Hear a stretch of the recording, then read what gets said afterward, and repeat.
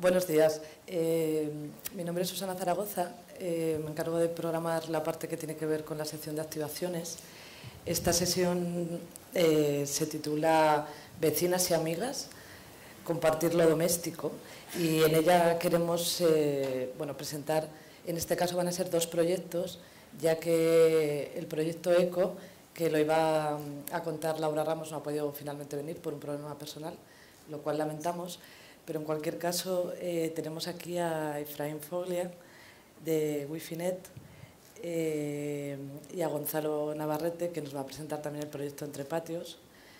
En el caso de Gonzalo, él es arquitecto, tiene una oficina también de temas de pedagogía urbana y bueno, otra serie de cosas, pero aquí viene como un miembro cooperativista de la propuesta que os queremos presentar, que es una cooperativa de vivienda. Y Efraín pues también es otro de los miembros de Wifinet, que ya veréis que tiene un extenso número de personas involucradas, y además pues, bueno, es profesor en la Universidad de Barcelona. Retomando el hilo de la sesión anterior, en la que hablaban de qué fácil es como destruir, ¿no?, con el capitalismo, pero me hacía gracia que decía que qué difícil es también construir, ¿no? Y de algún modo pues estas propuestas que vamos a presentar ahora van a contar lo complicado, las complicaciones que tiene construir otras formas de hacer la vida y la sociedad, y en este caso también el consumo de las necesidades o los bienes domésticos. Y bueno, ya no voy a hablar más, os dejo paso, y también deciros que van a presentar primero brevemente los proyectos y luego nos gustaría como entrar en una dinámica un poco igual más, más en el fondo de las cuestiones y los retos que tienen que superar, los fracasos, que también son como, ¿no?, una fuente de aprendizaje para este tipo de apuestas. Yo creo que empiezas tú, no vas a me oye, ¿no? Gracias, Susana, y gracias también a los organizadores y a todos los que estáis aquí hoy. Yo, bueno, quiero empezar diciendo también que no somos los ilustres ponentes, por lo menos yo, de la mesa anterior, pero sí agradecemos mucho el cariño, y en ese sentido, vamos, podéis acercaros, no vamos a morder a nadie. Pero, vamos, y también en ese sentido que hagamos una presentación que no sea tan unidireccional y que preguntéis lo que sea, que discutamos y que comentemos posibilidades. Entonces, yo quería presentar Entre Patios. Entre Patios es un grupo de personas que se ha juntado para proponer un modelo alternativo de acceso a la vivienda con un proyecto concreto que es en el que queremos vivir. Es una cooperativa de viviendas en modelo de cesión de uso.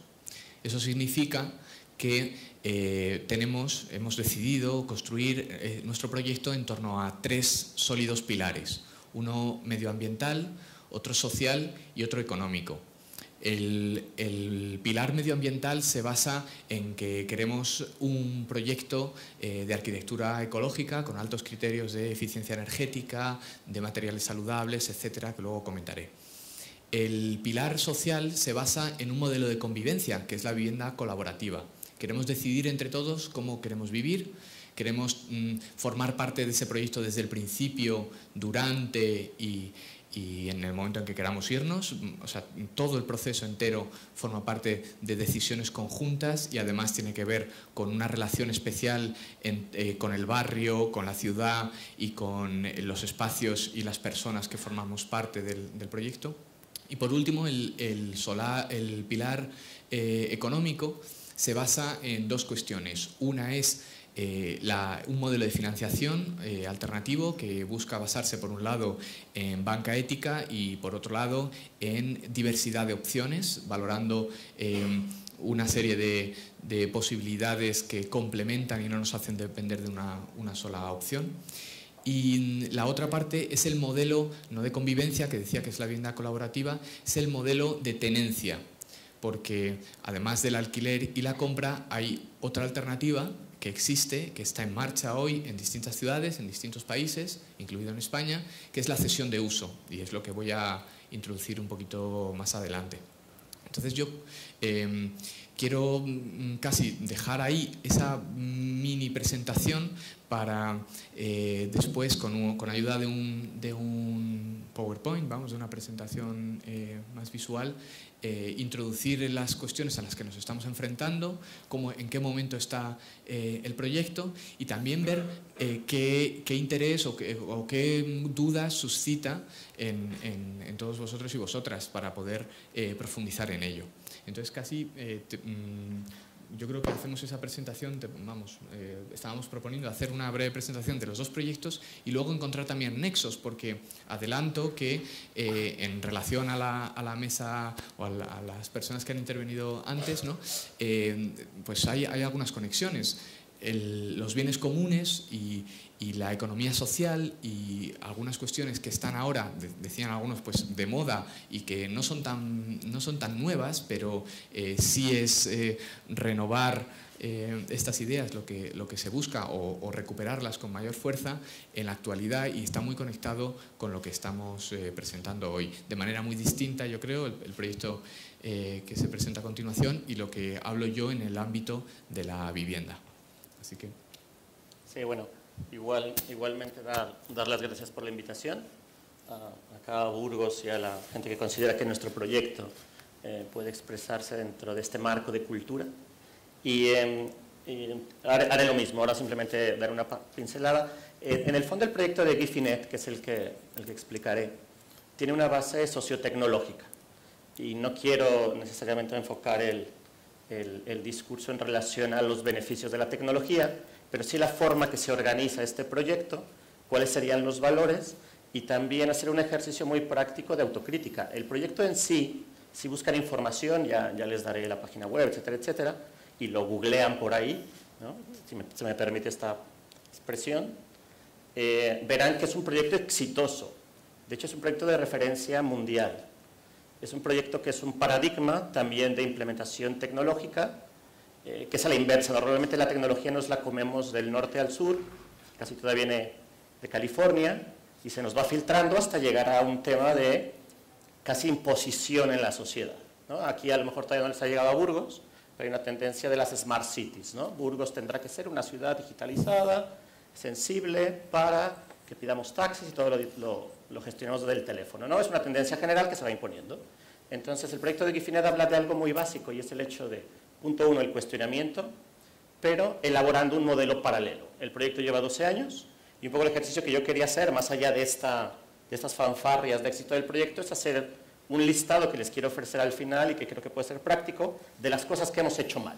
Primero les daré las cifras, ¿no?, de éxito o de eficacia del proyecto, y luego me gustaría realmente decirles, y además creemos que en estos 12 años de trabajo, estas son 3 o 4 cosas que hemos elaborado de una forma deficiente, de una forma que no ha estado a la altura de la sociedad y que son cosas que necesitamos corregir. Y esto lo hago hincapié porque desde proyectos paralelos, nuevas formas de entender la política y la sociedad, siempre también hay un romanticismo, ¿no? Hay un buenismo de que si los malos están de un lado, pues los buenos están del otro y siempre lo hacen bien. Pero realmente lo que estamos es imbricados, un poco lo decía Manuel Cruz hace poco, y también Manuel de Landa, un filósofo, nos hablaba de que nunca estamos en un sistema ni totalmente abierto ni cerrado, sino es una hibridación de sistemas, y lo que sí van cambiando son formas de hacer. Entonces, bueno, esta es la pequeña pincelada, ya reforzaré con mi presentación, y finalmente me gustaría ofrecer esta autocrítica en el proyecto, porque creo que esta autocrítica también puede permear el pensamiento de muchos otros proyectos que por acá se estén gestando, ¿vale? Aquí lo dejo de momento, ahora pasamos a la presentación del primer proyecto y luego vengo yo con mi tabarra que les voy a dar. Pues me voy a apoyar del PDF que habíamos traído. A ver si esto... Yo lo veo aquí, pero... Sí, ahora te lo...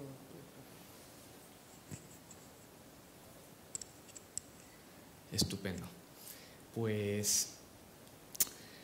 Estaba diciendo que Entre Patios es un grupo de personas. Somos personas que compartimos una ilusión que consiste en vivir de otra manera, vivir con un entorno distinto y con una relación también distinta con la ciudad, ¿no? Compartimos un sueño y aún así, pese a que compartimos ese sueño, tenemos también muchas diferencias y hemos tenido que construir un proceso para hacer posible ese sueño, que es lo que hemos llamado Entre Patios. Entre Patios, al final, es un proyecto de vivienda colaborativa, existe en otros países y existen también en España, pero tiene algunas características que lo diferencian. ¿Ante qué respondemos? Ante una situación, como retrataba genialmente el Roto, de muy poquitas vamos, casi casas sin gente, gente sin casa, pero al final pocos hogares y muchísimas viviendas vacías, ¿no? Frente a esto, lo que estamos viendo, vamos, frente a esto, lo que lo caracteriza desde las respuestas que hemos ido encontrando y a las que buscábamos acudir desde hace más de una década, en nuestro caso, vamos, es que pues, las instituciones han conseguido llegar a un raquítico 1% de vivienda social en España, frente a porcentajes mucho más altos en otros países. Nosotros, frente a ese 79% que hay de vivienda en propiedad en España, frente a ese 1% de vivienda social, frente a los desahucios, frente a la cantidad de viviendas vacías, creemos que se puede trabajar en una vía que no es la solución a todo, pero sí es una alternativa, en este caso en Madrid, prácticamente experimental, que se apoya, sin embargo, en experiencias muy interesantes que ocurrieron antes. Estamos hablando de las cooperativas de vivienda. Cooperativas de vivienda han existido desde hace muchísimo tiempo, pero estamos nosotros combinando, después de lo aprendido, esos tres pilares de los que hablaba. Si en lo social estamos trabajando con ese modelo de convivencia, en lo medioambiental con la arquitectura ecológica y en lo económico con un modelo de tenencia basado en la cesión de uso, y la financiación con banca ética, creemos que es la unión de esos tres pilares lo que hace realidad nuestro sueño. Ahora, además, ya lo adelanto, traigo la primicia de que estamos un pasito más cerca de conseguirlo en Madrid. En Barcelona, La Borda es la cooperativa que está en marcha, está en construcción desde hace muy poquito, pero van un paso por delante. Nosotros en Madrid estamos a punto de empezar, de comprar un suelo para poder hacerlo realidad. Yo quería plantear una apertura hacia lo que entre nosotros podemos intentar pensar cuáles pueden ser las ventajas y las desventajas del alquiler y de la compra, porque no es que todo sea malo, pero vamos a ir identificando. De hecho, casi os pediría que me ayudarais con eso, porque en realidad hay muchas cosas que no llego a tener del todo identificadas y cada vez que lo planteamos surgen nuevas. Entonces, os voy a pedir, quizás es un poquito incómodo, pero también rompe esta estructura de mesa o de conferencia, y podemos plantear cuáles son las desventajas primero del alquiler. ¿A alguien se le ocurre alguna desventaja del alquiler? ¿Alguien me puede decir, si buscamos acceder a una vivienda a través del alquiler, qué es lo que nos podría echar para atrás? ¿Qué ocurre respecto a la compra, por ejemplo, de una vivienda? Voy a buscarme una vivienda y si busco alquiler, ¿qué me hace dudar? El precio. Los precios son muy altos en el alquiler, en algunos casos. Las condiciones asimétricas con la persona que alquila. El casero o la casera, ¿no? Es decir, que al cabo del tiempo es posible que nos tengamos que ir, aunque no queramos. Tampoco podemos decidir muchas cosas sobre la vivienda, ¿no? Si la vivienda no es nuestra, si no la tenemos en propiedad. Sí, no puedes hacer una reforma. Una reforma. Porque... Vale.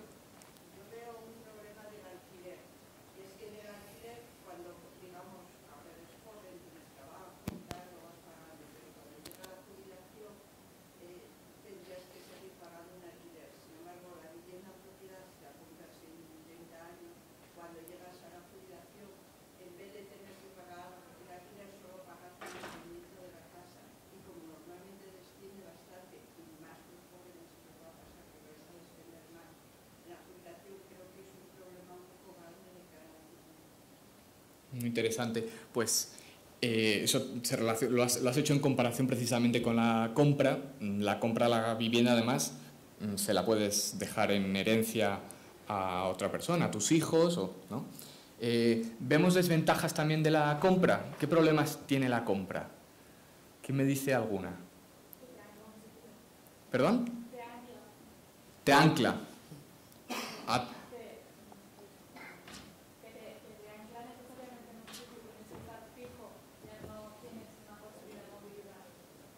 No te puedes ir, es tu vivienda, estás anclado a ella, ¿no? ¿Alguna otra desventaja de esa? Creo que está bastante clara, ¿no? Está en relación también. Una hipoteca de por vida, o bueno, o si no es de por vida porque tienes la suerte de poder pagarlo de otra manera, pero ¿alguna otra? Vemos ventajas también, para verlo en positivo. ¿Qué ocurre con el alquiler? ¿Cuáles son las ventajas del alquiler? Movilidad, te puedes ir cuando quieras, ¿no? ¿Qué otra ventaja tiene el alquiler?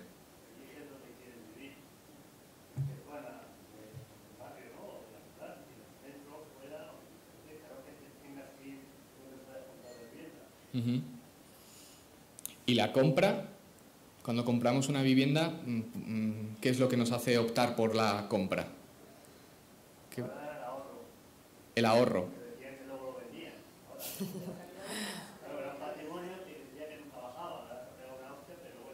Una fuerte inversión, pero luego te quedas la vivienda es tuya.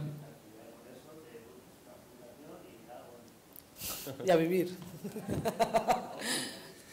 Vale, pues no solo hay alquiler y compra, hay también cesión de uso. La cesión de uso consiste en que tienes el derecho a usar una vivienda, la puedes usar de manera indefinida, de por vida, se la puedes dar a otra persona, se la puedes dejar como si fuera en herencia, no es exactamente herencia, pero funciona muy parecido, a tus hijos o a los siguientes inquilinos. Y lo que ocurre es que la vivienda no es tuya. Entonces, ¿de quién es? La vivienda es de la cooperativa. La cooperativa es propietaria y entonces cada socio de la cooperativa es copropietario de esa vivienda. Claro, eso tiene ventajas del alquiler y ventajas de la compra. Ya he dicho de la compra que la puedes dejar en herencia, la tienes de por vida, nadie te va a echar, no tienes al casero. Con respecto al alquiler ocurre eso, que te puedes ir cuando quieras. ¿Y cómo accedes a una vivienda en cesión de uso? Pues si con el alquiler es con una cuota mensual y con la vivienda es con un desembolso fuerte de dinero, que puede ser a través de hipoteca, que te ancla a un sitio, etc., con la cesión de uso tienes una cuota de acceso, una cantidad fija con la que se accede a esa vivienda que te devuelven cuando te vas, pero te puedes ir cuando quieras. Está en torno a, en el proyecto en el que estamos barajando ahora, está en torno a 30.000, 40.000 euros. Es menos que comprar una vivienda y en igualdad de condiciones. Y además se te devuelve cuando te vas. El alquiler o la cuota mensual que trabajamos en el mundo de la cesión de uso es similar a un alquiler con la parte específica de estar dedicada a los gastos, a cubrir los gastos. Esa parte mayoritariamente no es reembolsable. Estamos trabajando también para ver si hay un pequeño porcentaje cuando se amortiza el crédito que se pida.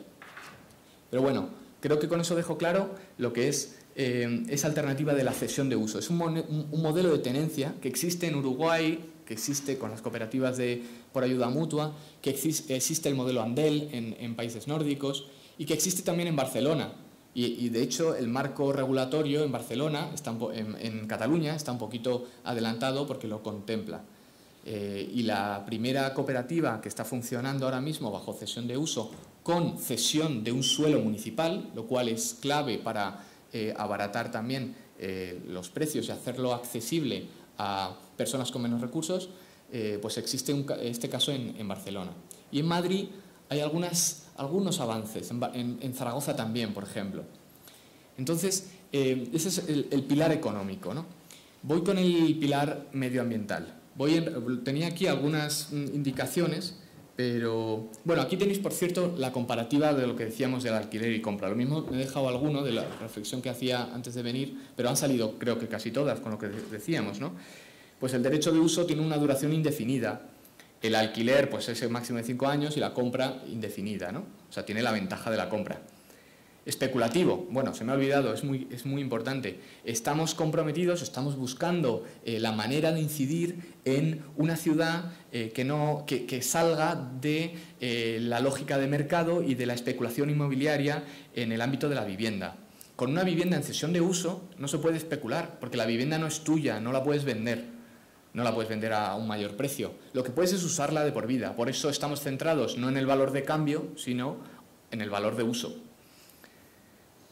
Es participativa porque tiene un nivel alto de copropiedad, es decir, somos copropietarios, decidimos entre todos absolutamente todo. Eso que decíamos de la vivienda en propiedad es que estamos inmersos en un proceso de diseño propio de nuestras propias viviendas, de decidir exactamente cómo queremos los espacios, cuántos espacios comunes, cuánto de espacio más privado, qué otras iniciativas pueden asociarse al propio proyecto, qué niveles de construcción ecológica, etcétera. Y también respecto a posibles reformas, etcétera. Tenemos la decisión nosotros. Tiene, sin embargo, en el alquiler un nivel bajo de esta cuestión, ¿no? de lo participativo. Al final es el casero quien tiene que decidir. La facilidad de acceso lo habíamos dicho también muy claro. Fácil en el derecho de uso igual que en el alquiler. Difícil en la compra. Insisto, cuando te vas te devuelven esa inversión inicial y has estado pagando durante un tiempo un alquiler que por ahora lo tenemos calculado por debajo de los precios medios que hay en Madrid en alquiler. Y finalmente el tema de la deuda, contraída por la cooperativa y por lo tanto no contraída individualmente. Esto quiere decir que personas con pequeñas desigualdades pueden trabajar en soluciones colaborativas y tenemos algunas propuestas para asumir riesgos de manera colectiva. Al final estamos trabajando en apoyo mutuo. En el alquiler esto no puede existir y en la compra pues es individual, ¿no? Cada uno tiene su propia hipoteca y punto. Y la cesión a herederos ya decía que está estipulado en los estatutos cómo funcionar en este caso. Cedes tu vivienda al siguiente, traspasas ese derecho de uso que va asociado a la cantidad inicial que pagas al principio, ¿no? Bueno, traigo una primicia, decía, que es que tenemos un solar o estamos a puntito de concretarlo en un barrio madrileño. Hemos pasado, bueno, la cooperativa ya lleva mucho tiempo, el movimiento detrás de la cooperativa todavía mucho más y hay experiencias previas que nos han ido a aprender. Yo adelanto además algunas autocríticas, por ejemplo, en el movimiento cooperativista que han buscado luego acceder a la propiedad por problemas del funcionamiento interno, ante los que respondemos con unas dinámicas y facilitación de grupos que nos están ayudando a concretar estos proyectos colectivos. Pero estamos a punto de dar un salto hacia adelante con este proyecto. Hay 50 cooperativistas ahora mismo y tenemos una lista de espera que crece cada día porque no va a ser el único proyecto, va a haber más. Estamos buscando que no sea solo a través de la compra de un suelo, sino que pueda haber otro nivel de cesión, que es que la administración pública se implique en la cesión de un suelo o de un edificio para construir este modelo de vivienda cooperativa, que podría además tener, por ejemplo, viviendas sociales reservadas a cambio de ese apoyo de la administración pública y ser una posibilidad también de acceso a vivienda para grupos vulnerables. Bueno, este es el lugar en el que estamos ahora concretando el proyecto, en el distrito de Usera, en Madrid. Y quería acercar, porque siempre está bien ver un poco con números, en qué nos movemos actualmente. Estamos un poquito por debajo de los precios actuales. El modelo, y es otra autocrítica que traigo, pero es hasta donde hemos podido llegar actualmente, tiene todavía un sesgo económico, porque al final no son precios que pueda pagar cualquier persona. Pero sí está por debajo de las medias que hay en Madrid. tenemos una cuota mensual, o estamos previendo esa cuota mensual, que va entre los 346 euros y los 700 y pico, ¿no? Y en cambio la aportación inicial es desde los 23.000 a los 52.000. Son, creo que, números bastante asequibles con respecto a la situación de post-burbuja que hemos vivido, en la que los precios de la vivienda no han hecho más que subir, y sobre todo durante muchísimos años, y ahora los que bajan o los que han bajado son de la vivienda libre, pero no de la vivienda social. La vivienda social se ha quedado donde estaba. De hecho, lo había traído, no sé si estaba por aquí. Bueno, no, era... Entonces, un poco por terminar, quería también acercar el tema del pilar... Bueno, me había quedado con el pilar medioambiental, ¿no? Queremos construir un proyecto en el que quepan muchas casas, decimos siempre, pero con un compromiso ecológico que además es que ya nos lo exige, en breve nos lo exige la ley. Consumo casi cero, materiales saludables, reutilización de recursos, producción sostenible de energía, autoproducción de energía además. Estamos diseñando esta posibilidad en Madrid. Luego, el pilar social tiene dos vertientes, tiene dos patas. Una es hacia adentro, porque hemos decidido que queremos más espacios comunes de los que un bloque de viviendas normalmente suele tener. Normalmente uno tiene su casa y accedes por un ascensor, como mucho un día usas la escalera o hay un mueble con unas flores en el entrepiso o lo que sea. Nosotros hemos decidido que queremos espacios de encuentro dentro del edificio.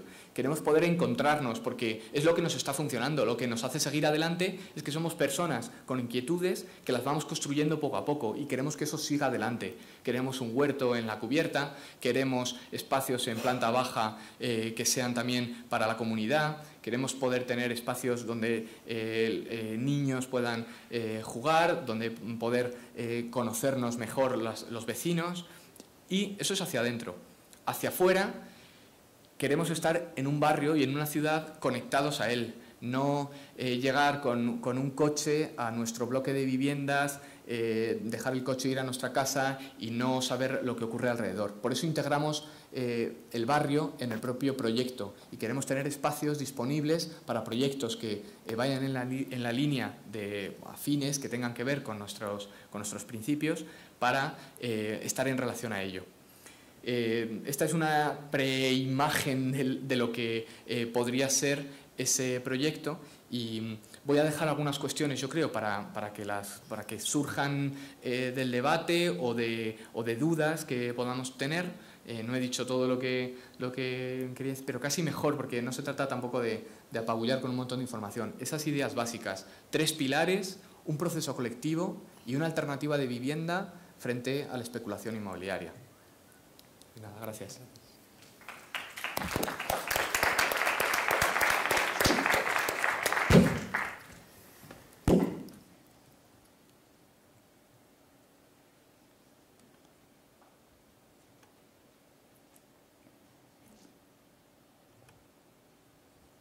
Ok, gracias. Voy a intentar ser muy concreto. Normalmente las presentaciones las hago de 10 minutos, un poco más.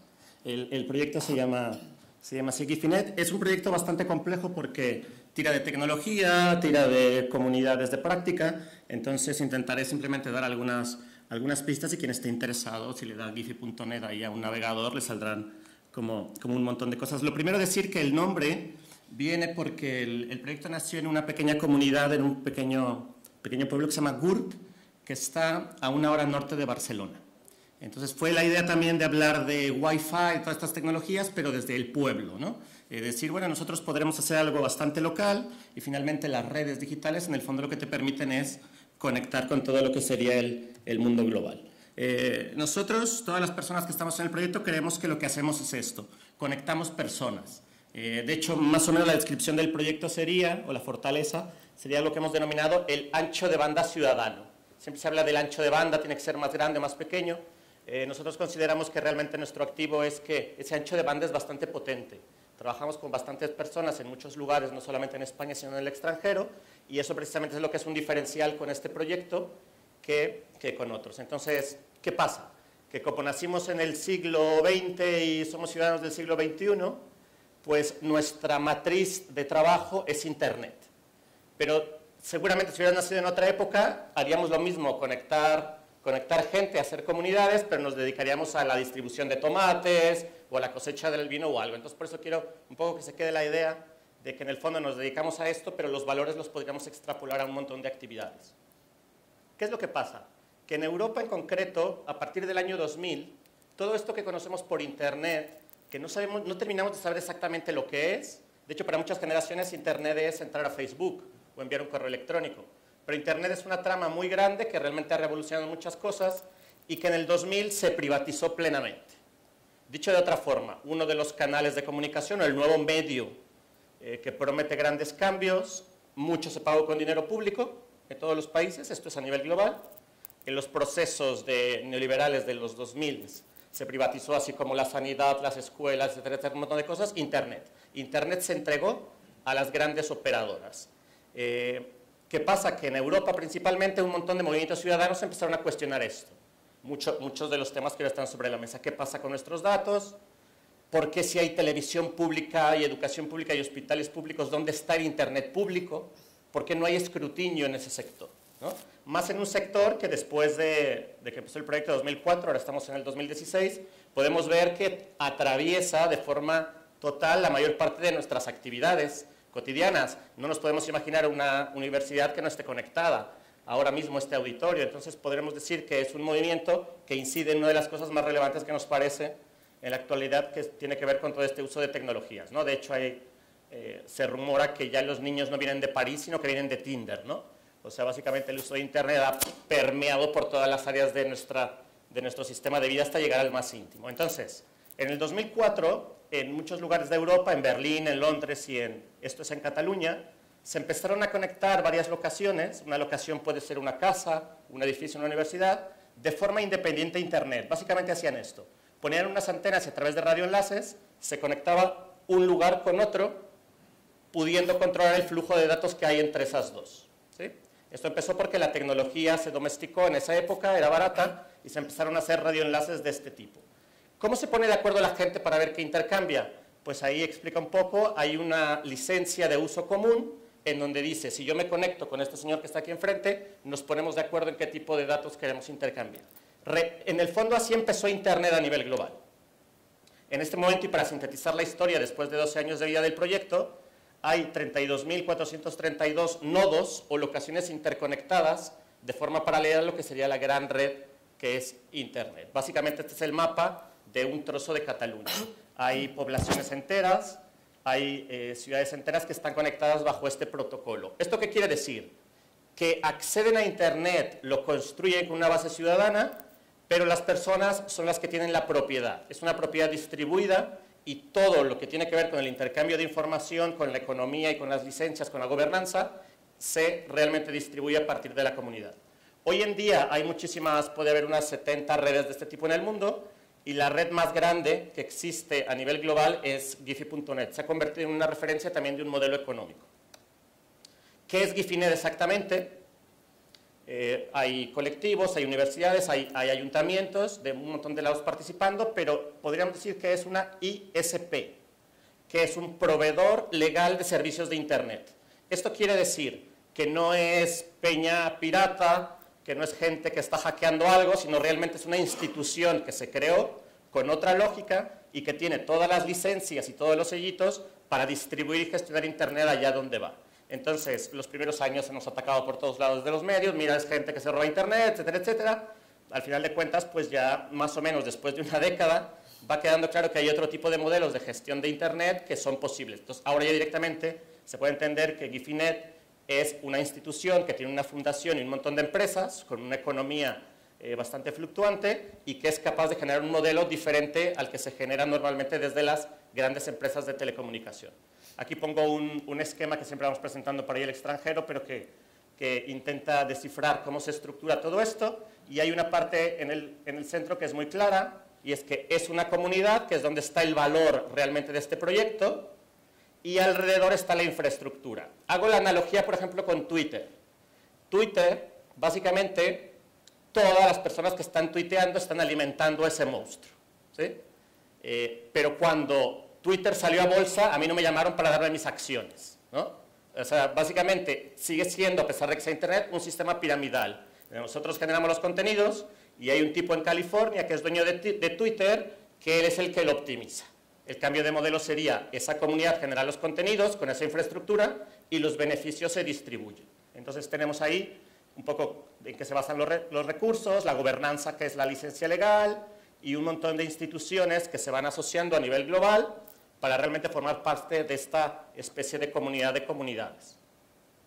Voy finalizando. Esto es lo que se conoce como la Plana de Vic, que es este lugar donde nació el proyecto. Básicamente era un lugar, esta imagen la podemos encontrar en casi cualquier país.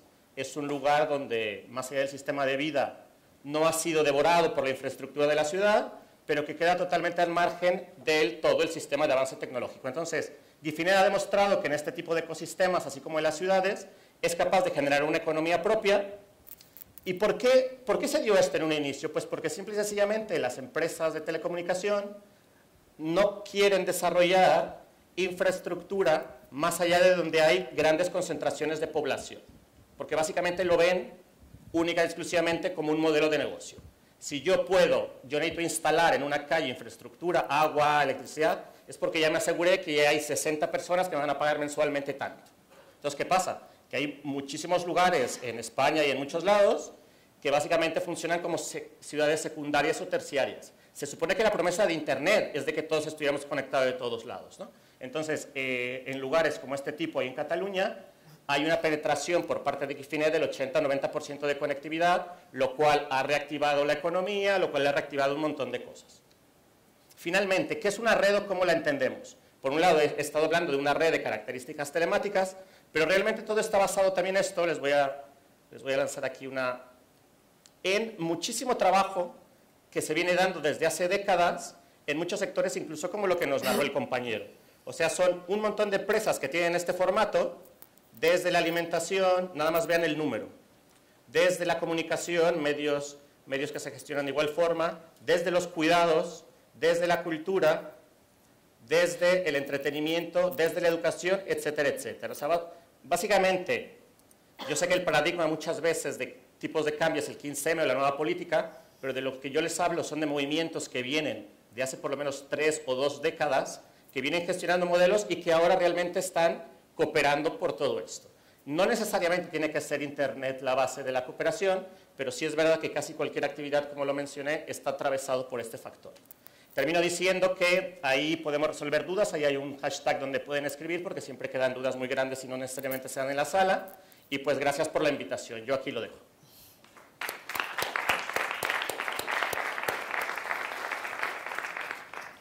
Bueno, muchas gracias a los dos. La verdad que da la sensación, ¿no?, como de lo que ha de venir ya ha llegado, que era un poco la idea que había detrás de todas las sesiones de activaciones. Podemos ver que sí que es así, ¿no?, y que realmente hay proyectos en marcha de este tipo. La verdad que a mí me surgen algunas dudas, pero preferiría que fueran las personas del público las que se animasen a preguntar.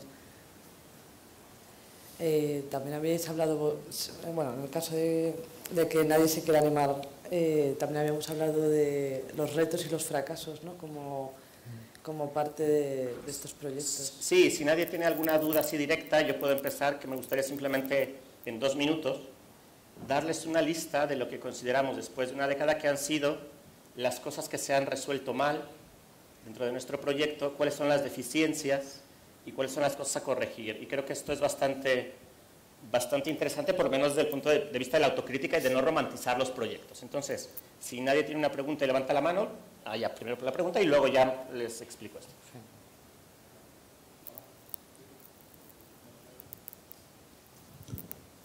¿Ahora? Sí. Nada, yo tenía curiosidad por saber cómo es posible hacer que se expanda Guifinet fuera del entorno local de Cataluña. ¿Sería posible empezar a montar aquí nodos?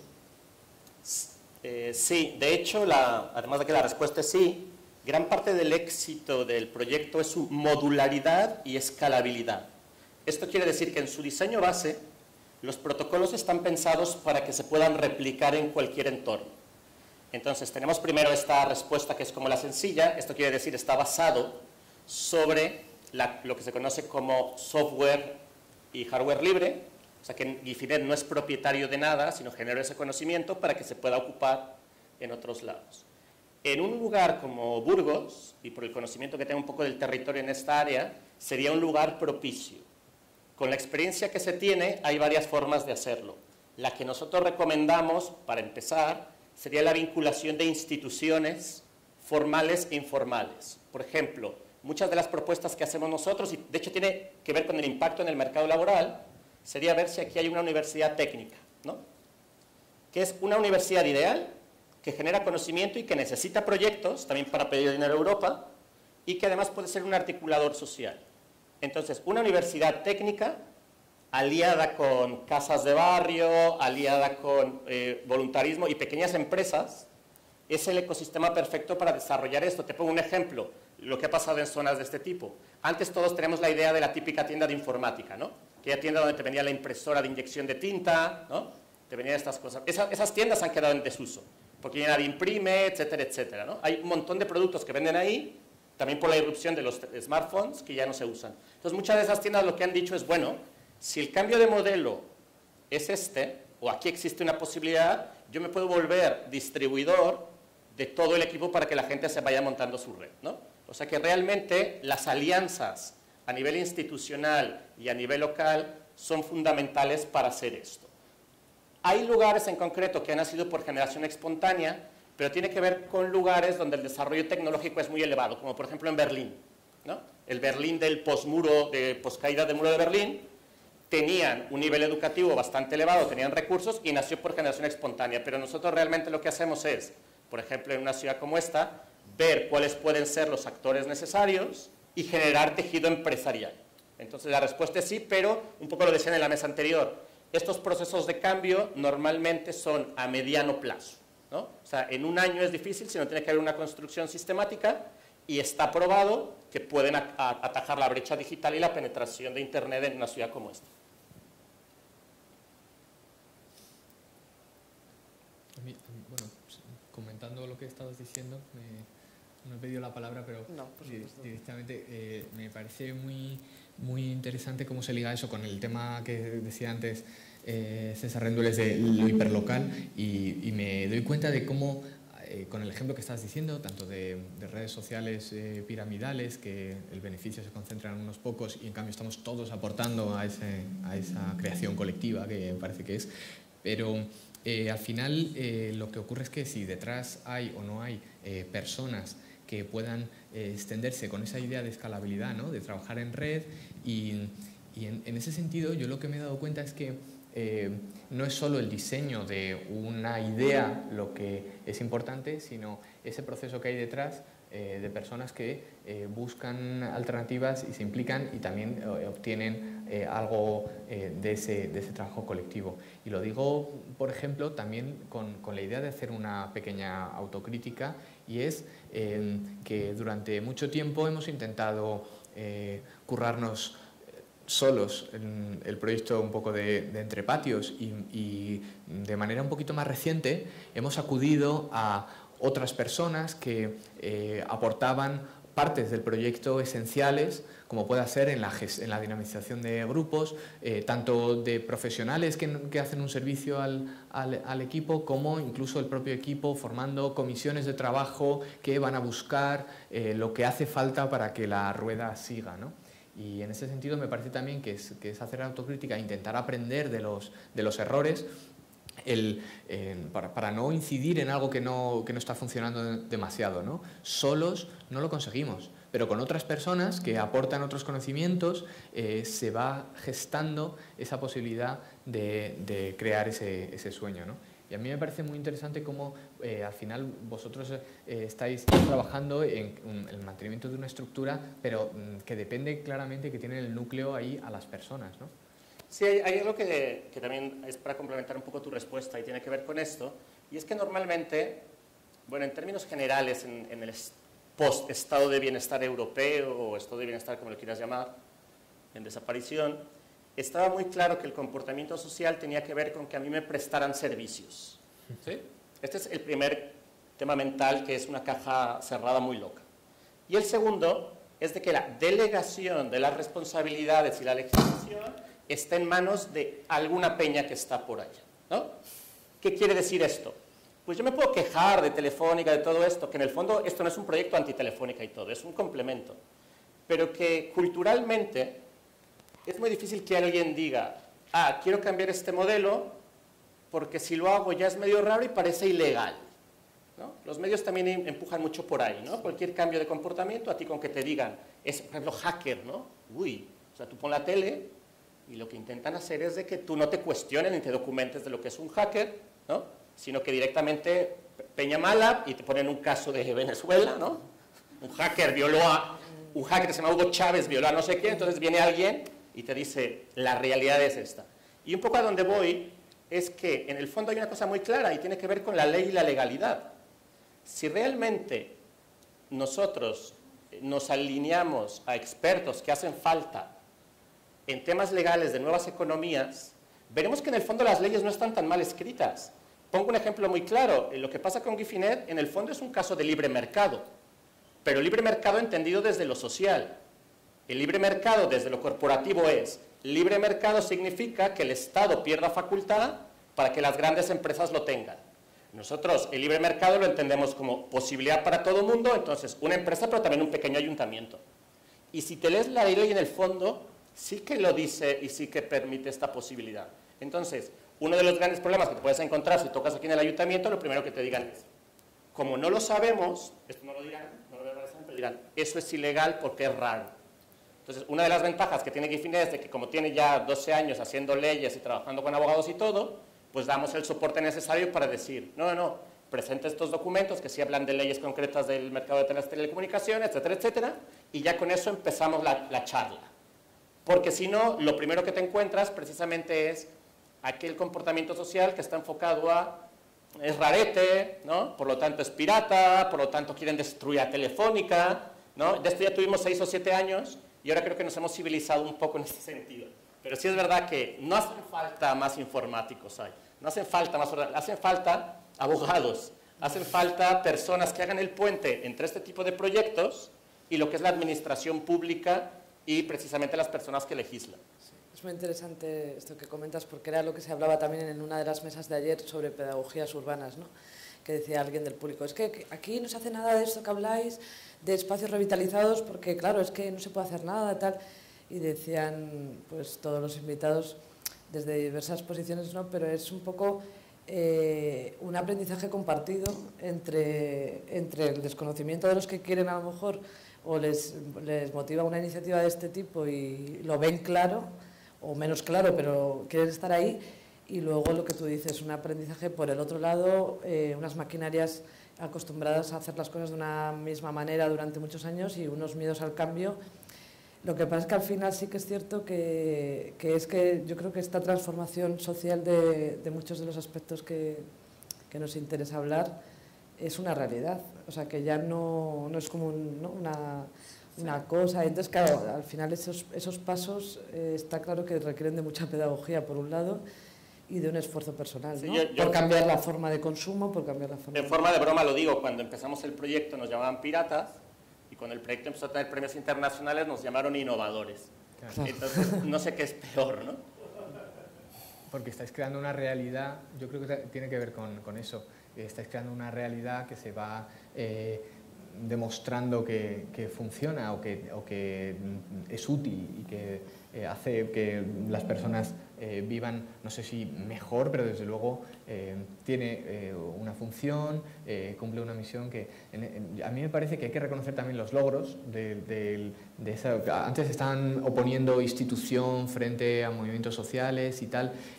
Yo creo que también hay que separar un poco y ver que las instituciones pueden asegurar algunas cuestiones muy importantes pero quizá no todas, y los bienes comunes, si los cuidamos entre todos, no es tanto que dependan solo de que el Estado pueda cuidarlos o que una persona se apropie de ellos, sino que también todos y cada uno de nosotros podamos... entonces, en el tema de la vivienda parece difícil, en el tema de comunicaciones nos lo querían o nos lo han quitado prácticamente. Sí, está desaparecido del escrutinio ciudadano. ¿no? Claro. Sí. A mí me parece una referencia la APA, ¿no? La Plataforma de Afectados por la Hipoteca. Me parece que estaba construyendo una realidad en paralelo por el derecho a la vivienda, que es un derecho básico. Nadie puede vivir sin vivienda.